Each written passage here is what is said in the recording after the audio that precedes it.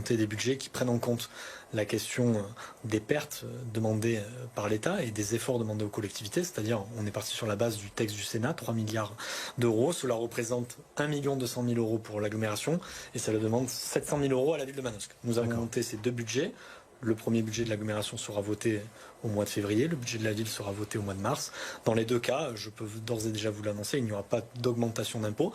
Pour la ville de Manosque, ce sera la 25e année où il n'y a pas d'augmentation des taux d'imposition, un quart de siècle. Pour votre information, Monsieur Doyen, j'étais en CE2 la dernière fois que les impôts ont augmenté sur la ville de Manosque. Et sur l'agglomération, on a fait un gros travail avec l'ensemble des élus depuis un an.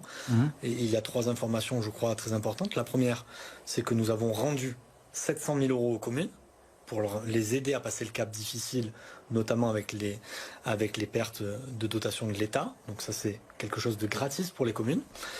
Nous avons fait des efforts sur le fonctionnement qui nous permettent aujourd'hui de maintenir nos investissements. Nous avons investi 14 millions d'euros l'an dernier sur l'agglomération et nous allons continuer à le faire l'an prochain.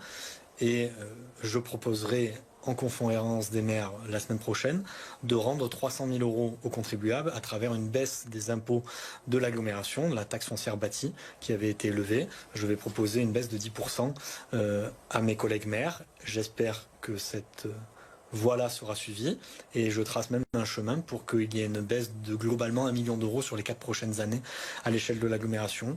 Nous prouvons qu'on peut baisser la dépense publique. Ce n'est pas une lubie, c'est une réalité à condition que l'on fasse la chasse au gaspillage, que l'on fasse une optimisation des dépenses, que l'on fasse l'efficience de l'argent public, une réalité. C'est ce que nous faisons aussi bien à la ville de Manosque qu'à l'agglomération.